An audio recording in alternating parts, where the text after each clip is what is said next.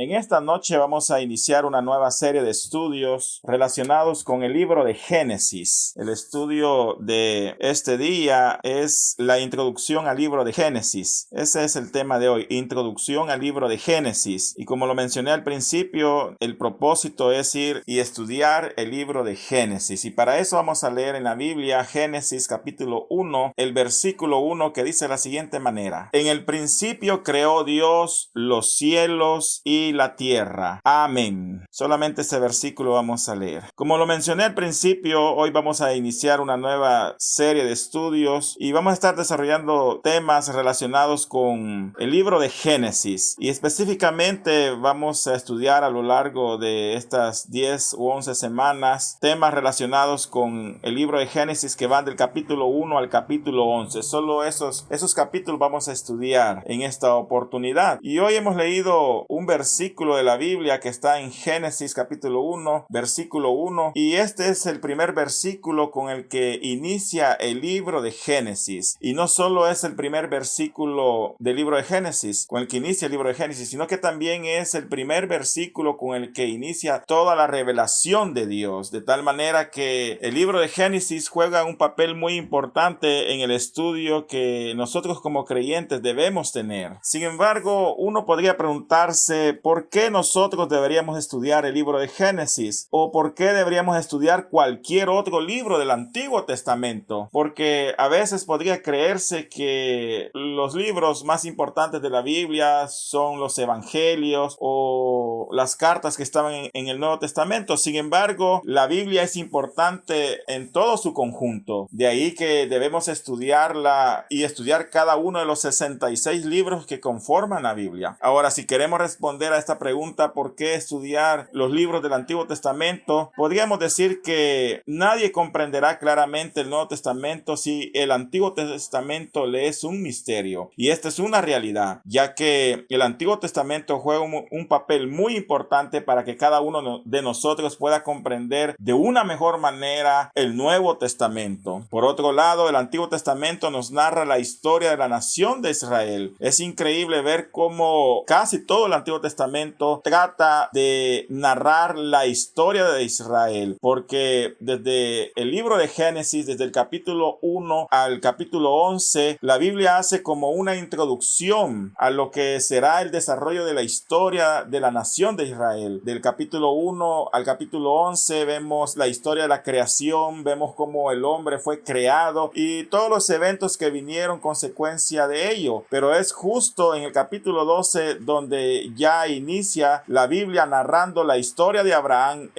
la persona que Dios llamó para fundar la nación que llegaría a ser la nación de Israel. Y desde ahí todos los eventos que el Antiguo Testamento narra están relacionados con la historia de Israel. Y aparte de eso, también en el Antiguo Testamento encontramos todas las profecías mesiánicas, es decir, todas aquellas profecías que nos hablan de nuestro Señor Jesucristo y de la salvación que Él traería a la raza humana, a los seres humanos. Por eso el autor de la carta a los Hebreos dice que las cosas que están en el Antiguo Testamento son sombras de aquello que habría de venir en el futuro. Así que considerando esto, entendemos que es importante estudiar los libros del Antiguo Testamento, incluyendo al libro de Génesis. Ahora, ¿qué relación o importancia tiene el libro de Génesis en todo el Antiguo Testamento? Porque hemos dicho que es importante estudiar todos los libros de la Biblia, incluyendo los del Antiguo Testamento, pero ¿qué relación tiene el libro de Génesis con todo el Antiguo Testamento? ¿Cómo se conecta el libro de Génesis con los demás libros del Antiguo Testamento? Bueno, para responder eso, podemos comenzar a considerar la importancia que este libro tiene para los judíos. Todos sabemos que la revelación bíblica en una primera instancia les fue dada a los hebreos, a Israel. Allá en el monte Sinaí, Dios le da los 10 mandamientos, le da las leyes y a partir de ahí el canon comienza a abrirse y comienza Dios a proveer progresivamente la revelación que ahora nosotros tenemos enmarcada en 66 libros de la Biblia. Y los hebreos tienen una Biblia que nosotros podríamos llamar, o ellos llaman, o se le llama generalmente el Tanaj. Algunos lo pronuncian como Tanaj, y el Tanaj es la Biblia hebrea, llamémoslo así, de manera sencilla. Y de alguna manera la palabra Tanaj hace referencia a una especie especie de acróstico que habla acerca de las principales divisiones que tiene la Biblia. Por ejemplo, la Biblia hebrea se divide en tres partes. La primera parte es la Torá, la segunda parte es Nevin y la tercera es Ketubín. Así se divide la Biblia hebrea. Ahora, si nosotros comenzamos a ver qué libros ellos incluyen en cada una de estas divisiones, nos vamos a dar cuenta que son exactamente los mismos libros que nosotros tenemos en nuestras Biblias cristianas, porque todos sabemos que el Antiguo Testamento se compone de 39 libros en el Antiguo Testamento, 39 en el Antiguo Testamento, 27 en el Nuevo, y la suma total son 66. Ahora, los hebreos obviamente no reconocen el Nuevo Testamento como parte del canon sagrado. Para ellos el canon sagrado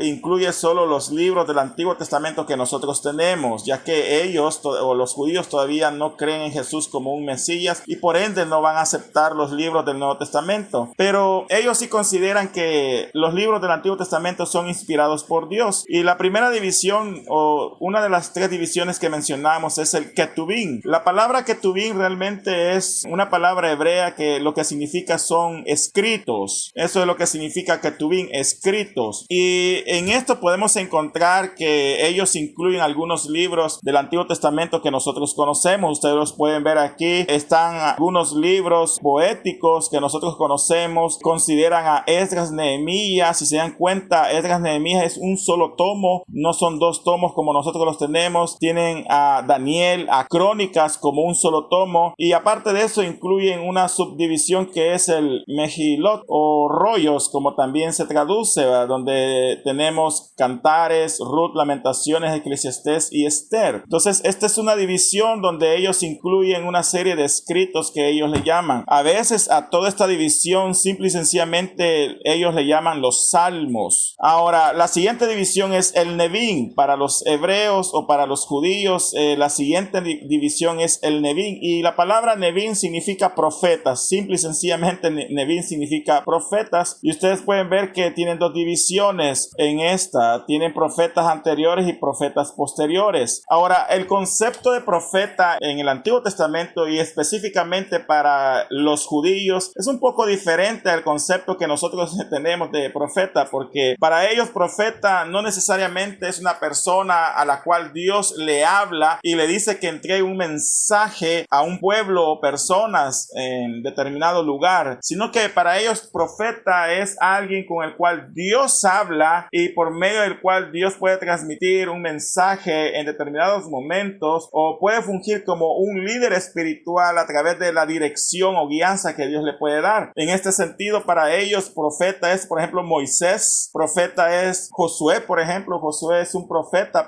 o fue un profeta para ellos. Entonces, en profetas anteriores, ellos incluyen algunos libros que nosotros tenemos en el Antiguo Testamento. Bueno, aquí consideran a Josué, el libro de los jueces, Reyes y Samuel. Estos profetas le llaman profetas anteriores porque son profetas antes de la monarquía en Israel. Así lo dividen ellos. Y luego tienen a los profetas posteriores, que son profetas que tuvieron un ministerio durante la monarquía o el tiempo de los reyes en Israel o en Judá. Y esto se le llama profetas posteriores. Y aquí están los profetas que nosotros ya conocemos: Isaías, Jeremías, Ezequiel. Y el cuarto libro que ellos tienen dentro de profetas posteriores es el libro de los 12. Este libro de los 12 hace referencia, o es un solo tomo que incluye 12 libros que nosotros tenemos por separado y que conocemos como los profetas menores, es decir, los profetas que van desde Oseas hasta Malaquías, que son 2 en total y que nosotros los tenemos como volúmenes independientes. Para ellos es un solo volumen y ellos le llaman los 12. Así que esta es la división que ellos tienen, la segunda división. Y finalmente la siguiente división es la Torá. Yo creo que esta es la división más conocida por todos. Me imagino que en determinado momento ustedes han escuchado el término la Torá, y lo que significa la Torá es la ley. Hace referencia a la ley de Moisés. Y aquí se incluyen 5 libros, que son los primeros 5 libros de la Biblia, que es Génesis, Éxodo, Levítico, Números y Deuteronomio. Ahora, si ustedes son curiosos y suman cada uno de estos libros que aparecen aquí, se van a dar cuenta que suman un total de 24 libros. Es decir, la Biblia hebrea, llamémoslo así, el Tanaj, está constituido por 24 libros del Antiguo Testamento. Pero alguien se preguntaría, ¿por qué ellos tienen 24 24 libros y nosotros tenemos 39 libros. ¿Es acaso que nosotros tenemos libros de más? No, definitivamente no. Nosotros tenemos exactamente los mismos libros que ellos, solo que ellos han agrupado algunos libros en un solo volumen. Ejemplo de eso son, por ejemplo, el libro de los 12. Para ellos el libro de los 12 es un solo tomo, pero para nosotros son 12 libros independientes que van, como ya lo dije, desde Oseas hasta Malaquías, que son los profetas menores. Ustedes pueden ver que hay libros que los han unidos como Esdras, Nehemías. Para nosotros son 2 libros independientes, pero para ellos un solo volumen. Libros como Reyes, Samuel y Crónicas es un solo volumen. Nosotros los tenemos como primero y segundo de Reyes, primero y segundo de Samuel, y así sucesivamente. Así que si ustedes los dividen, se van a dar cuenta que al final van a sumar los mismos 39 libros que nosotros tenemos. Así que si nos damos cuenta, en la Biblia hebrea, la Biblia que los judíos usan, que ellos llaman el Tanaj, ellos han incluido el libro de Génesis, y es un libro importantísimo que ellos consideran como un libro inspirado por Dios, porque en este volumen están los libros inspirados por Dios. Ahora, de igual manera es en nuestras Biblias cristianas. El libro de Génesis está incluido dentro del canon de la Biblia cristiana, y en nuestro caso tenemos 4 divisiones del Antiguo Testamento. La primera es, por ejemplo, los libros proféticos. Todos sabemos que se dividen en profetas mayores, profetas menores. Los profetas mayores van desde Isaías, Jeremías, Lamentaciones, Ezequiel y Daniel, mientras que los profetas menores van desde Oseas hasta Malaquías. Y en este sentido de profetas mayores o menores, el nombre está no en función de la importancia que tenga el libro en cuanto a la calidad de revelación, porque el objetivo de llamarle profeta menor no es menoscabar su importancia dentro de la Biblia, sino que son profetas menores en el sentido de que la cantidad de contenido que tienen es menor en proporción a los profetas mayores. En función de eso se le llama profetas mayores o menores, pero ambos grupos son igualmente importantes. La otra división que la Biblia tiene, o que nosotros los cristianos le hemos dado a los libros del Antiguo Testamento, son los libros poéticos. Aquí encontramos los libros de Job, Salmos, Proverbios, Eclesiastés y Cantares. Estos libros son una verdadera joya del arte de los judíos, de los hebreos. Se le llama libros poéticos porque en su mayoría están escritos con un estilo literario poético propio de los hebreos. Ahora, cuando digo que son libros poéticos o que el estilo literario que caracteriza estos libros es la poesía, no entendamos la poesía como nosotros la entendemos actualmente, porque cuando hablamos de poesía, yo creo que la mayoría que estamos aquí, o no sé si alguien discrepa de eso, para nosotros la poesía es una oración que rima, que tiene rima al final, pero no, la poesía hebrea es muy diferente a eso. La poesía hebrea realmente se caracteriza por paralelismos y por ser escrita en ocasiones en forma de acrósticos. Esas son las características principales y no tanto la rima. Entonces, estos son los libros poéticos muy importantes. Aparte de eso, también tenemos la clasificación de los libros históricos. Son históricos en el sentido que nos muestran las diferentes facetas a lo largo del tiempo por las cuales la nación de Israel fue atravesando, donde vemos la conquista de Canaán en el libro de Josué, vemos la decadencia espiritual en la que cayó Israel en el tiempo de los jueces, o en Ruth también lo podemos ver. Luego vemos cómo se acerca el periodo de la monarquía en los libros de Samuel, y posteriormente vemos ya la monarquía establecida ahí por la mitad del libro de Samuel, y luego el resto de libros como los libros de los reyes, de las crónicas de los reyes. Los libros de Esdras y Nehemías también narran los tiempos durante la deportación y el regreso a su nación, así como el libro de Esther. Entonces, de alguna manera, todo esto cuenta la historia de Israel, los diferentes periodos de tiempo que Israel vivió a lo largo de toda la historia, y tiene una gran enseñanza profunda para cada uno de nosotros. Y finalmente tenemos el Pentateuco. Esta es la cuarta división en nuestras Biblias cristianas del Antiguo Testamento. También el Pentateuco se conoce como la ley de Moisés o los 5 libros de Moisés, y para los hebreos es la Torá. La palabra Pentateuco es de origen griego, una palabra compuesta que se compone de penta, que es 5, y teujo, que es como rollos aproximadamente, y literalmente son 5 rollos en uno. Eso es lo que significa. Y aquí tenemos los libros de Génesis a Deuteronomio, los 5 libros libros de Moisés, y de este vamos a estudiar el libro de Génesis, porque increíblemente el libro de Génesis establece el punto de partida para comenzar a estudiar toda la Biblia o todo el Antiguo Testamento. Ahora, si vemos el orden cronológico que todo esto tiene, podemos ver que todo comienza con el libro de Génesis. En este diagrama podemos ver un pequeño resumen de cómo todos los libros se enlazan con todos en sí. Y todo comienza con el libro de Génesis, que es el libro de los comienzos. Génesis es el punto de partida para que el ser humano entienda de dónde viene y cómo todo tiene su origen en Dios, y cómo es ahí donde surge una nación que es llamada la nación de Israel a través de Abraham. Y hay una división o un intervalo de tiempo que se conoce como los 70 años de cautiverio. Pero si consideramos todo esto, podemos ver que en primer lugar Génesis establece el punto de partida para que ocurran los demás eventos que son narrados en los diferentes libros de la Biblia. Los primeros los podemos ver aquí. Todos sabemos que hubieron varios eventos que desencadenaron el libro de Génesis con el llamamiento de Abraham, donde Dios lo llama para ser padre de una gran nación, y todo eso lo podemos ver en Génesis. Vemos el origen de esta nación, así como los orígenes de todo el universo. Y luego tenemos los libros que nos narran la historia de esa nación, ya como una nación que fue esclavizada en la tierra de Egipto. Esto lo podemos ver en el libro de Éxodo, y cómo Dios levanta un libertador que los saca de la esclavitud con señales y portentos increíbles. Y el libro de Éxodo nos narra la historia hasta que llegan al monte Sinaí, donde pasan aproximadamente 2 años, y ahí Dios le da la revelación de todas sus leyes. Y luego la continuación del libro de Éxodo es el libro de Números, donde ellos van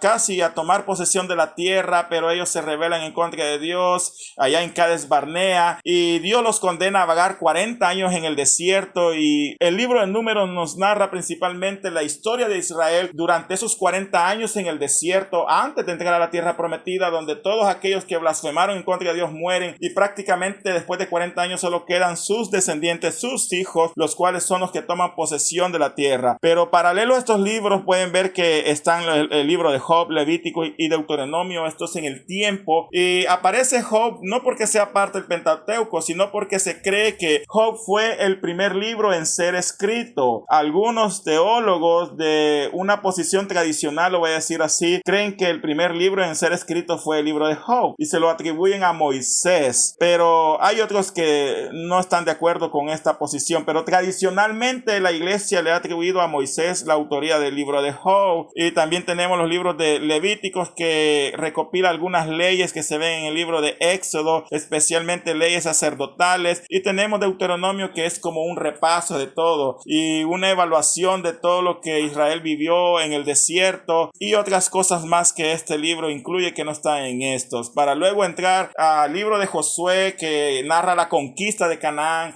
y el libro de Jueces y Ruth, que narran de alguna manera el periodo decadente espiritual que Israel atravesó en aquel momento. Todo esto nos enseña cómo desde Génesis hasta el libro de Jueces la nación de Israel surgió y llegó a crecer tanto y a establecerse en la tierra de Canaán. Luego tenemos estos otros libros que ustedes pueden ver aquí, que son los libros que están relacionados con la monarquía de Israel, porque Israel comenzó a pedir rey, y a partir de ese momento Dios levanta varios reyes que están relatados en el primero, segundo libro de Samuel, también en el primero y segundo libros de Reyes, y los libros de las crónicas narran de manera paralela muchos eventos que aquí están narrados, como tal y como lo pueden ver ustedes en esta imagen. Y prácticamente estos libros hablan de la monarquía de los primeros reyes de Israel, el rey Saúl, el rey David, el rey Salomón. Pero luego, a la muerte de Salomón, todos sabemos que su hijo Roboam toma el reinado, pero por los pecados de Salomón el reino se divide, y a partir de ese momento, en el segundo libro de los Reyes, uno puede ver que hay 2 reinos en Israel, porque al principio fue una sola nación, una nación que David logró unificar a través de su estrategia militar, a través del respaldo que él tenía de Dios. Israel llegó a fortalecerse y establecerse como una nación fuerte en la tierra de Canaán, y llegó a ser una nación increíble. Luego, a su muerte, su hijo Salomón lo sucedió, y fue un reino maravilloso porque Salomón tuvo una sabiduría que Dios le dio, dio increíble, el reino de oro de aquella época, pero por los pecados que él cometió al final el reino se dividió, y a partir de la muerte de Salomón llega Roboam y ahí se parte el reino. Y si ustedes son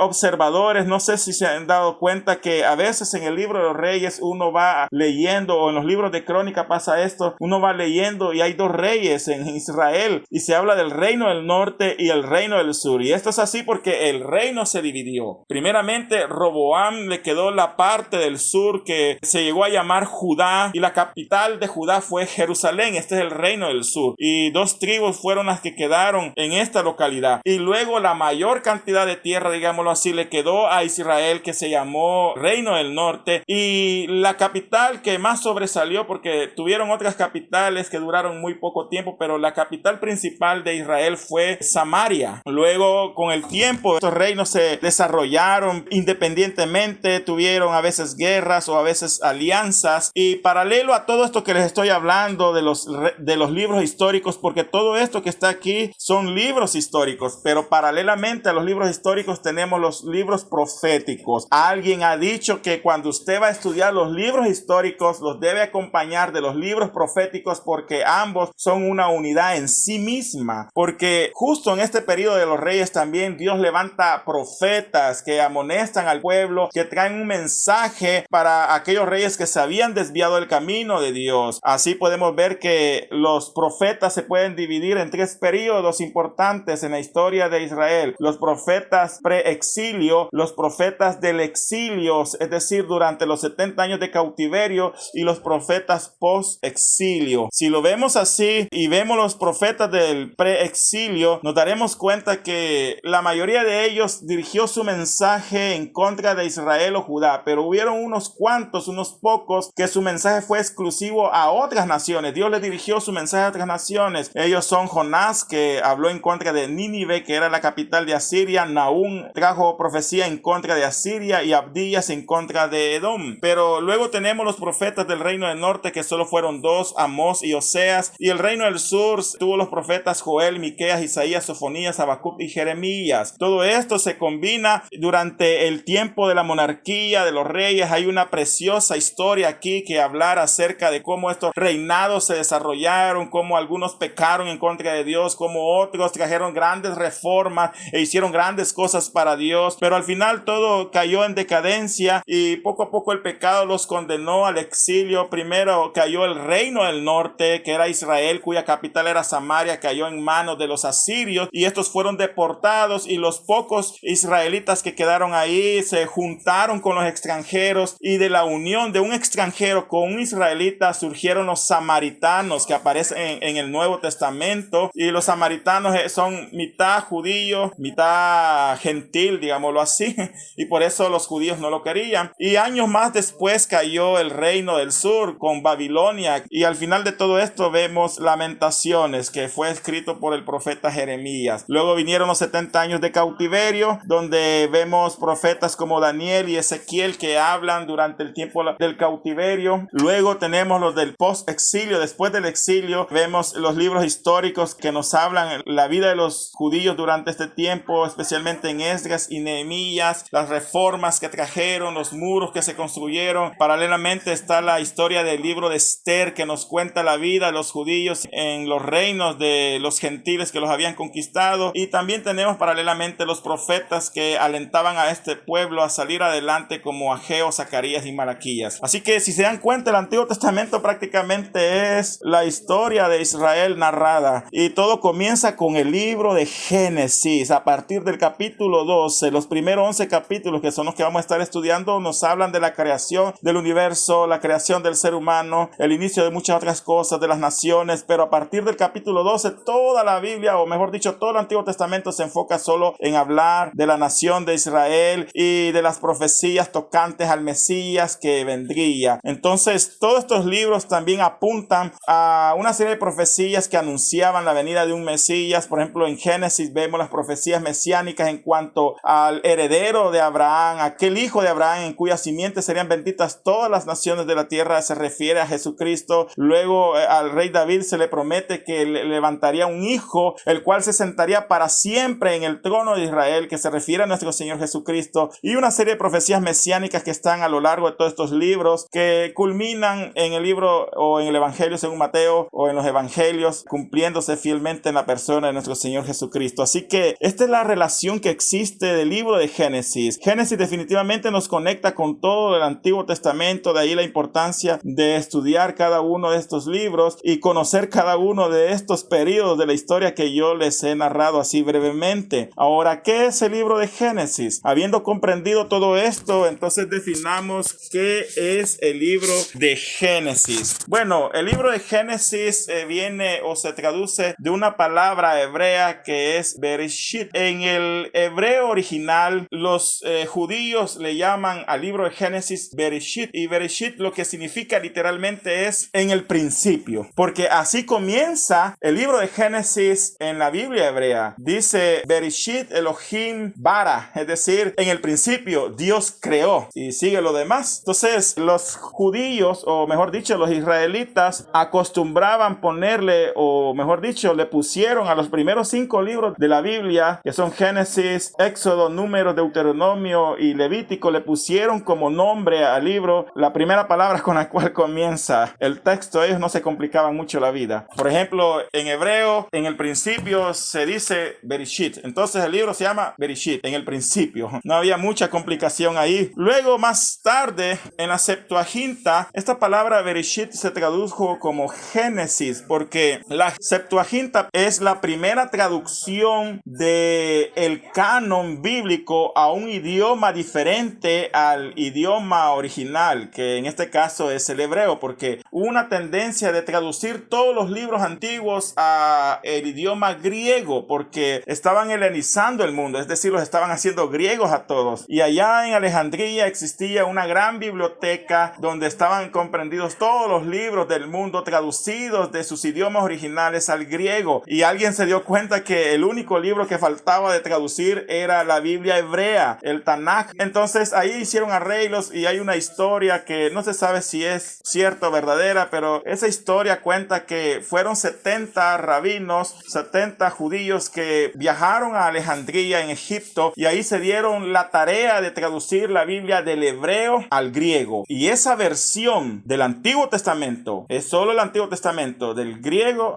hebreo al griego, se conoce como la Septuaginta o la versión de los 70. Y ahí la palabra Bereshit ellos la tradujeron como Génesis, y esa es la palabra que hoy nosotros usamos para llamar a este libro. Por eso este libro hoy se llama Génesis, pero en griego lo que significa es en el principio, o también significa origen. En este sentido, el libro de Génesis es el libro que nos habla del origen de todas las cosas. Si nosotros pudiéramos definir qué es el libro de Génesis, podríamos decir que es el libro de los comienzos, es el libro de los orígenes, es el libro que muestra el principio de todas las cosas. ¿El principio de qué? El principio del universo. Ahí se nos muestra que el universo que conocemos tiene su origen en Dios, porque Dios es su creador. El principio del hombre, el origen del hombre, porque Dios creó al ser humano. En el libro de Génesis encontramos el origen del pecado, y ahí se da la respuesta de por qué el hombre vive en pecado, por qué está alejado de Dios. También ahí se nos habla de la primera promesa mesiánica. Ahí en el libro de Génesis, específicamente en el capítulo 3, como lo veremos con la ayuda del Señor, ahí se nos habla de la primera promesa del Mesías, del Cristo, que iba a aplastar la cabeza de la serpiente, que es Satanás. También en el libro de Génesis se nos habla del origen o del primer matrimonio y los preceptos básicos del matrimonio. Ahí lo encontramos. También se nos habla del primer juicio, el diluvio universal y el principio de la humanidad que se desvió por un mal camino. Vemos también ahí el origen de las naciones, cómo las naciones surgieron, cómo la humanidad se organizó por primera vez, cuáles fueron las primeras naciones que existieron, cuál es el origen de las diferentes lenguas, porque antes, al principio, todos hablaban una sola lengua, pero después y en la actualidad hay muchas lenguas. Se nos habla también del principio de Israel, y así hay muchos principios. Ahí podemos ver el primer homicidio, los primeros sacrificios que se ofrecieron a Dios, y así sucesivamente podemos encontrar muchos principios, muchas cosas que ocurrieron por primera vez. Y en este sentido, este libro maravilloso nos habla del origen de todas las cosas. Y no solo eso, sino que muchos dicen que Génesis es el semillero teológico. Hay un libro libro que se llama El Pentateuco de Pablo Hoff. Si ustedes tienen la oportunidad de leerlo, un libro muy bueno que nos habla de manera muy sencilla pero práctica del Pentateuco. Y ahí él dice que para él el libro de Génesis es el semillero, porque ahí se presenta la semilla de las principales doctrinas bíblicas, porque ahí se habla acerca o se hace referencia acerca de la doctrina de salvación, de la doctrina del pecado, de la doctrina del hombre, de la doctrina de los ángeles, de la doctrina de Dios, de Cristo y del Espíritu Santo. Así que al estudiar el libro de Génesis nos vamos a dar cuenta que hay destellos de estas doctrinas que hoy nosotros conocemos y que la iglesia ha llegado a establecer basado en el estudio de la Biblia. El libro de Génesis es maravilloso porque no solo nos muestra el origen de todas las cosas, sino que también nos presenta un semillero teológico. Nos da un brochazo, una luz de las primeras doctrinas que hoy por hoy nosotros conocemos. Ahora, habiendo considerado todo esto y entendiendo que Génesis es el libro de los orígenes, del principio de todas las cosas, la pregunta sería, ¿quién es el autor del libro de Génesis? Bueno, tradicionalmente la autoría del libro de Génesis y del Pentateuco en general se le atribuye a Moisés, y algunas evidencias a favor de esta posición es que el mismo Pentateuco da testimonio de ello. Por ejemplo, en Éxodo 34:27 dice: y Jehová dijo a Moisés, escribe tú estas palabras, porque conforme a estas palabras ha hecho pacto conmigo y con Israel. ¿Qué dice aquí Dios? Jehová le dijo a Moisés, escribe tú estas palabras. Entonces, ¿quién está escribiendo este libro? Moisés. Entonces, el mismo Pentateuco da testimonio de eso, y aquí hay otros versículos donde ustedes pueden confirmar esta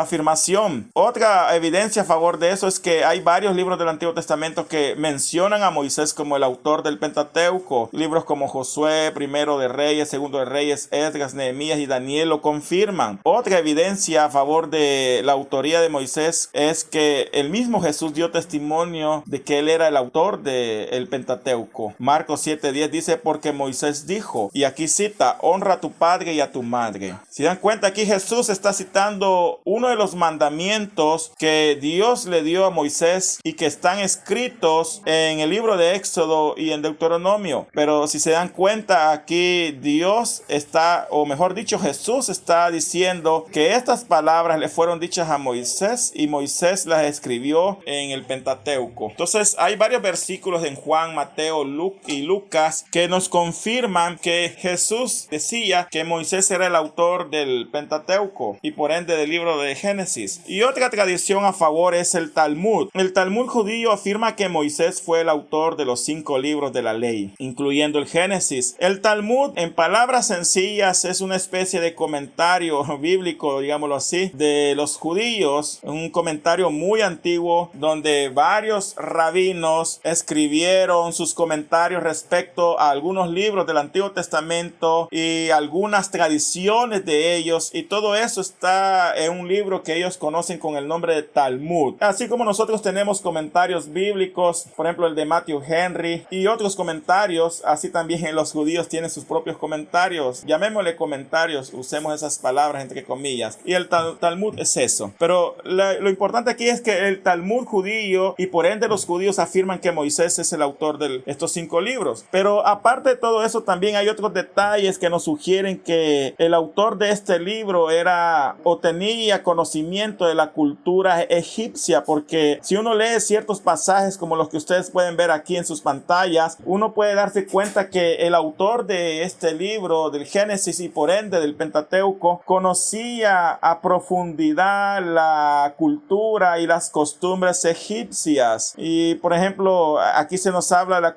costumbre egipcia de llevar las canastas sobre la cabeza, de afeitarse la barba, que los egipcios no usaban barba, ellos se la afeitaban, el profetizar con la copa, el embalsamar a los muertos y colocarlos en féretro, entre otras cosas. Entonces Moisés es un candidato fuerte para afirmar que es el autor del Pentateuco y por ende del libro de Génesis, porque él pasó 40 años criado en la corte de Faraón. Por ser hijo de la hija de Faraón, él tuvo esta influencia durante 40 años. Así que todas estas cosas nos afirman que Moisés es el autor del libro de Génesis. Y si tratamos de establecer una línea línea de tiempo, podemos ver que todo comienza con la creación. Y hay ciertos eventos que son bien difíciles de fechar. Nadie puede fechar con exactitud el día de la creación, o eventos que aparecen en el libro de Génesis como el diluvio o la torre de Babel. Son eventos muy difíciles de fechar. Generalmente están sin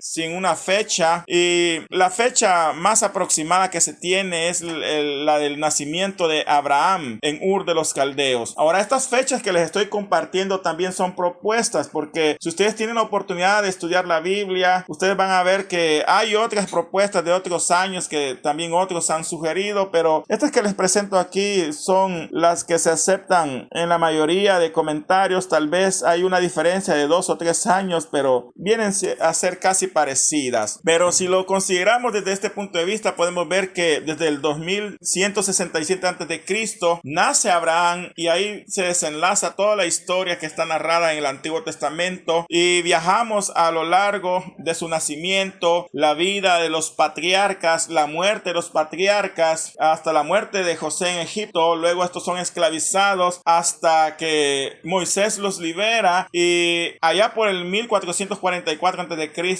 se le da aproximadamente en ese año la ley a Moisés en el monte Sinaí. Entonces uno podría ver que el libro de Génesis posiblemente fue escrito aproximadamente en el 1444 a.C.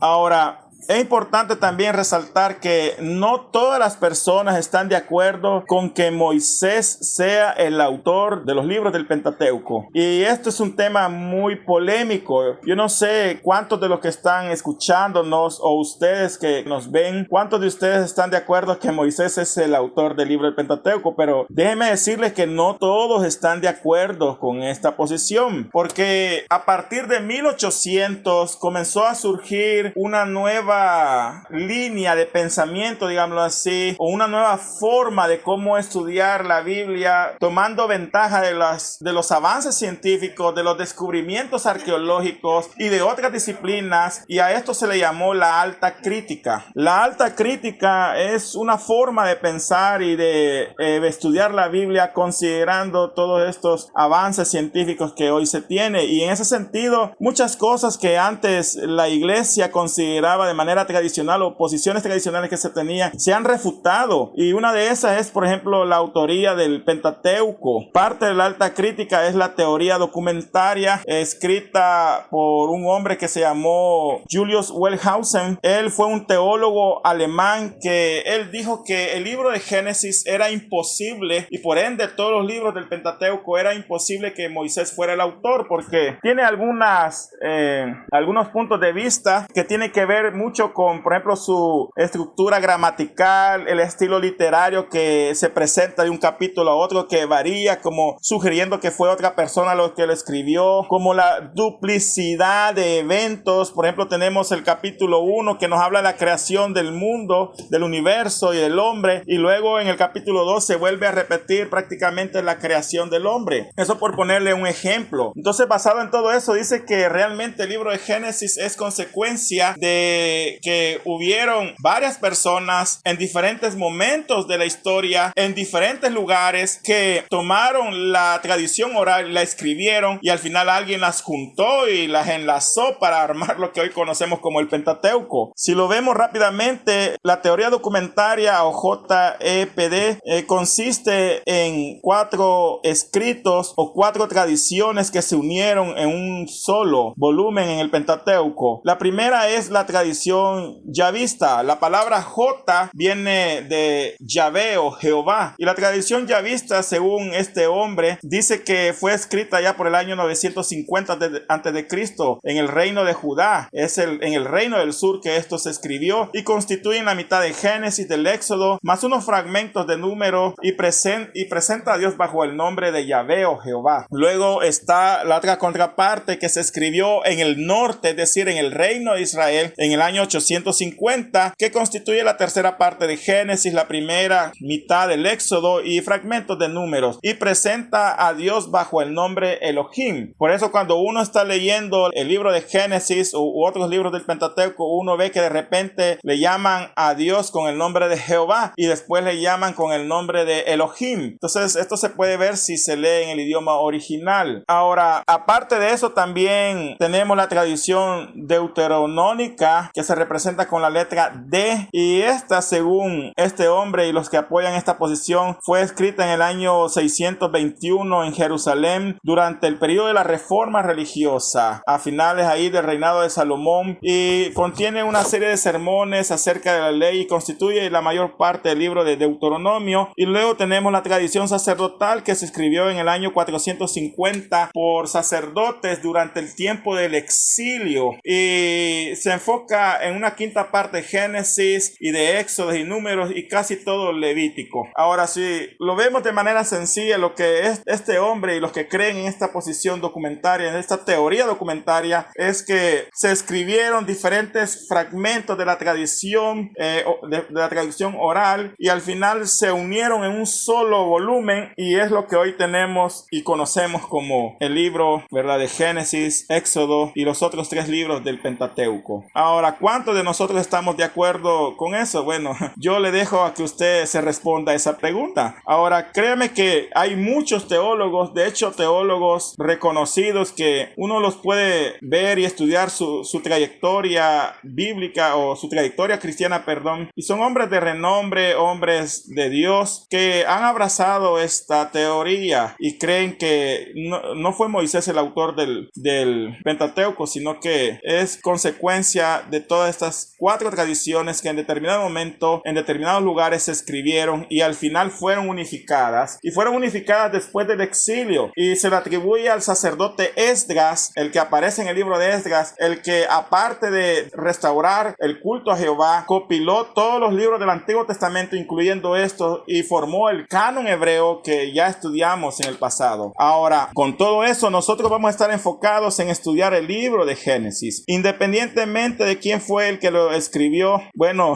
yo hago referencia a Moisés como su autor, pero cada quien es libre de pensar lo que mejor le parece de acuerdo a la guianza del Espíritu Santo, porque al final no es un tema doctrinal de relevancia y que pone en peligro la salvación. Al final le vamos a preguntar a Dios cuando lleguemos al cielo quién fue el autor del Pentateuco. Hoy por hoy, tradicionalmente la iglesia se lo ha atribuido a Moisés, y vamos a estar estudiando este libro maravilloso. Y este libro maravilloso lo podemos dividir en 2 partes. La primera es la historia de la creación. Ahí vamos a ver la creación del universo y la creación del hombre. Aparte de eso, también vamos a hablar acerca de la historia del hombre primitivo. En esto vamos a ver la tentación y la caída del hombre, cómo fue que el pecado se introdujo en él. Vamos a ver la historia de Caín y Abel y los primeros hombres de esta tierra. Vamos a estudiar las genealogías que ahí se presentan, y vamos a ver que las genealogías de Génesis realmente son menos que aburridas, porque a veces uno las lee y no le encuentra sentido leer que fulano engendró a Mengano y Mengano engendró a Sutano y este engendró a no sé quién, y son nombres bien difíciles de pronunciar, pero si Dios lo permite vamos a ver que esa genealogía está llena de riqueza literaria, está llena de antecedentes que nos dicen cómo fue la vida del hombre en su principio, cómo fue su relación con Dios y qué principios bíblicos podemos tomar de ahí para nuestra ayuda. Vamos a estudiar también el juicio del diluvio, un tema muy importante, muy discutido, tanto al nivel de la ciencia como de la teología. Vamos a ver cómo la ciencia también confirma eso. Vamos a ver algunos pasajes a lo largo de Génesis, y de hecho desde el principio ya vamos a ver algunos pasajes polémicos que hoy por hoy los mismos teólogos se discuten. Vamos a ver el pacto que Dios hizo con Noé y la tabla del origen de las naciones que está en Génesis 10. Vamos a ver qué interesante es ese capítulo 10. Si ustedes tienen la oportunidad de leerlo, van a ver que es una genealogía, pero a partir de ahí surgen todas las naciones, y todas las naciones prácticamente que vienen de los 3 hijos de Noé, que son Sem, Jafet y Cam. Vamos a ver la confusión de las lenguas en Babel. Y la tercera división del libro de Génesis es la historia del pueblo escogido, que va del capítulo 12 al 50. Y prácticamente nos habla de la vida de los patriarcas. Pero en nuestro caso, nos vamos a enfocar únicamente en estudiar estas primeras 2 partes. Y vamos a ver que hay cosas muy interesantes en este libro, mucho que aprender, una teología hermosa que nos habla del principio de todas las cosas, que contradice muchas cosas como la teoría del Big Bang, la teoría de la evolución, la teoría de las eras geológicas. Vamos a aprender mucho acerca de este libro y son cosas fundamentales que los cristianos debemos saber en cuanto a nuestro origen. Finalmente, hay un comentario de Evis Carballosa que yo quiero resaltar en esta oportunidad antes de finalizar este estudio. Y dice: Génesis es el libro más importante de la Biblia. Es el primer libro del canon sagrado que inicia la revelación dada por Dios. Ha sido llamado el majestuoso portal de la augusta estructura de las sagradas escrituras. Estas palabras las dijo Evis Carballosa y ustedes lo pueden encontrar en este libro que se llama Génesis, la revelación del plan eterno de Dios. Un libro muy hermoso que yo se los recomiendo si ustedes quieren conocer un poco más acerca de este tema. Así que con la ayuda del Señor vamos a estar estudiando este libro y yo les exhorto a que nos puedan estar acompañando. Ya